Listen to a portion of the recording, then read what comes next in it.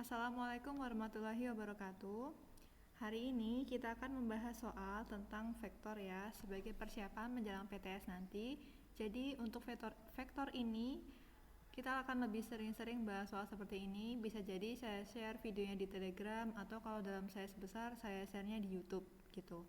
Nah, kita diskusinya di mana? Kita diskusinya di Telegram. Jadi kalau misalnya ada yang kurang jelas, ada yang belum paham, silahkan tanyakan di grup Telegram, boleh, chat pribadi juga boleh. Insya Allah akan saya respon selama kata-katanya masih sopan dan nggak spam chat ya, nggak PPPP balas dong us gitu.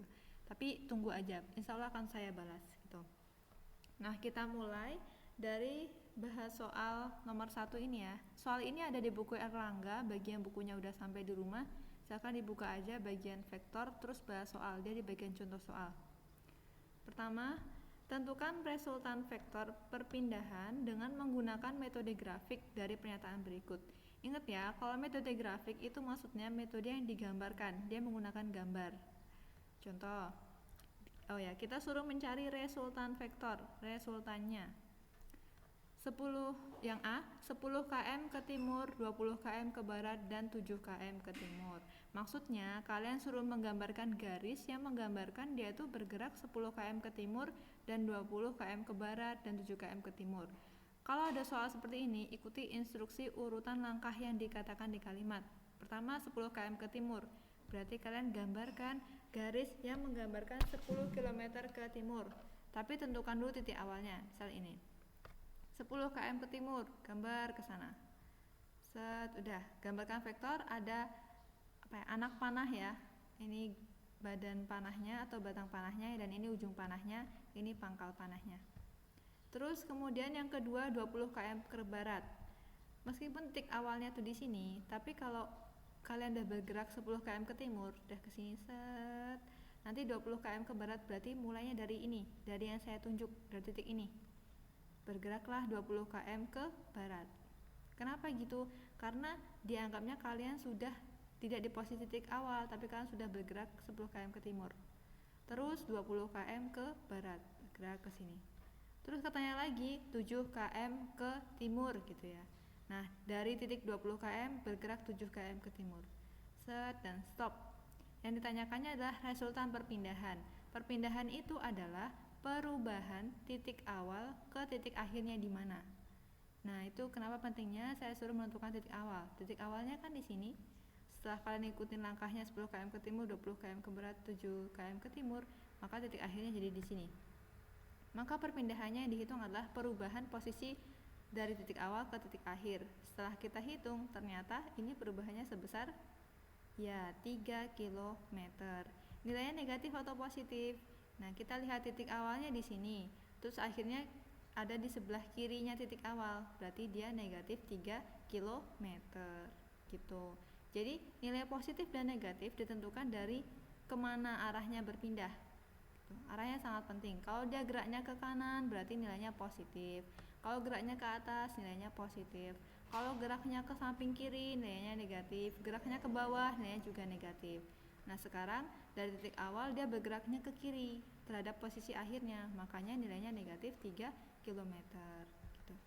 Di sini sudah dikatakan tanda negatif menunjukkan arah perpindahan berlawanan dengan arah titik awal semula, sehingga arahnya menjadi ke barat. Ya kan, awalnya dia ke timur, ujung-ujungnya ke barat perpindahannya. Gitu. Jadi resultan dari perpindahan vektor tersebut adalah 3 km ke barat.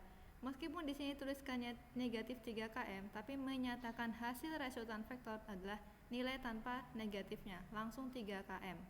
Negatif ini hanya sebagai arahnya yaitu ke barat. Gitu.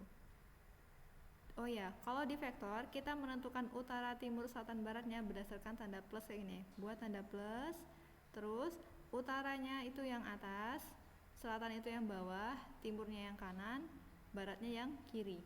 Selalu kayak gitu. Jadi nggak ngikutin arah yang realnya, arah di kenyataannya gitu. Dah jelas? Terus soal yang B. Soal yang B itu 6 km ke utara dan 8 km ke timur.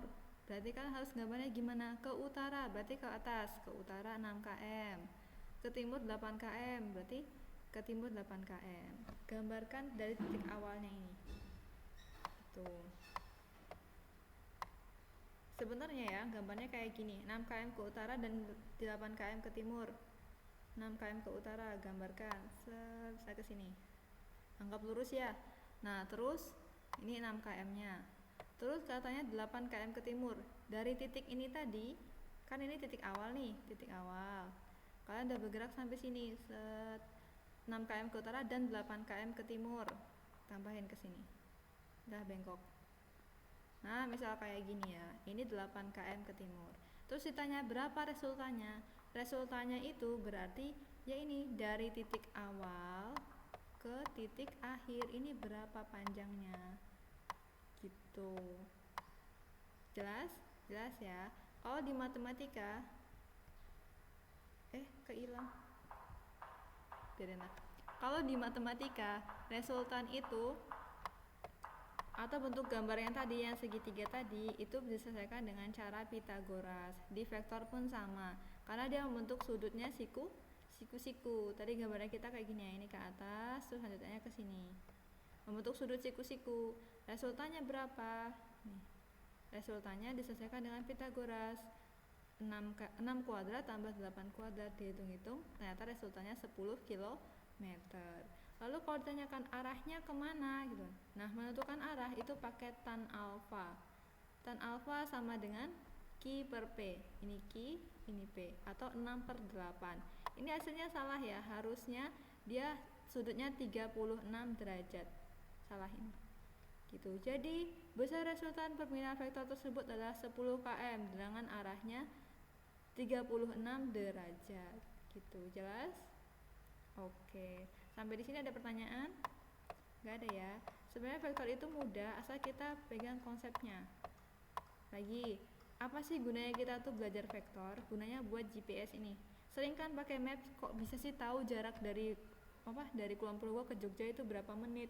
Kok bisa tahu berapa jaraknya gitu kan. Nah, ternyata mereka menggunakan vektor ini. Ternyata itu manfaatnya nih. GPS, Global Position GPS lah ya, dan adalah teknologi yang menerapkan prinsip vektor sebagai penunjuk arah atau navigasi jika kita hendak menuju ke suatu tempat. Makanya dia bisa tahu kita lagi ada di posisi mana, berapa jarak dari kota A ke kota B gitu. Terus lagi, dua buah vektor gaya memiliki besar 40 Newton dan membentuk sudut apit 60 derajat. Hitunglah resultan kedua vektor tersebut. Kalau ada vektor sudutnya tidak 90 derajat, berarti kan tidak bisa diselesaikan dengan Pythagoras, maka harus diselesaikan dengan aturan kosinus. Kalau di matematika itu sama dengan X sama dengan akar A kuadrat tambah B kuadrat tambah 2AB cos theta. Sama, di vektor pun sama, hanya saja simbolnya tergantung soal. Kok dia bisa F? Ya karena dia gaya. Gaya itu kan F ya, makanya di sini F1, F2 kayak gitu. Sudutnya 60 derajat berarti cosnya 60. Terus dihitung secara matematis. Ketemu deh 40 akar 3. Oh ya, nanti kalau pas ujian kan bakal ada tuh angka-angka yang enggak langsung akar 4. Hasil akar tuh langsung 40 atau 100, enggak ya, bisa jadi 40 akar 3 dan seterusnya. Nah, itu tuliskan aja dalam bentuk akarnya, enggak apa-apa. Jelas ya? Terus kalau yang ini nih, ini juga sering keluar nih. Satu kotak mewakili 10 Newton. Berapa resultan antara kedua benda? Kalau ada soal seperti ini, berarti selesaikan satu persatu. Ini misalnya vektor yang pertama. Dari arah sumbu X, dia berapa? Nah, ternyata dia nilainya nih, X sama dengan 1. Terus yang sumbu Y di vektor yang ini ya. Nih. Ada berapa kotak? 1, 2, 3, 4, 5, 6. Oh, berarti Y-nya ada 6. 60 ya. F1 koordinatnya XY. X-nya nilai 10 karena dia cuma ngambil segaris. Terus Y-nya dapat 60 karena dia pakai 6 kotak. Sehingga Fx-nya 10 Newton dan Fy-nya 60 Newton.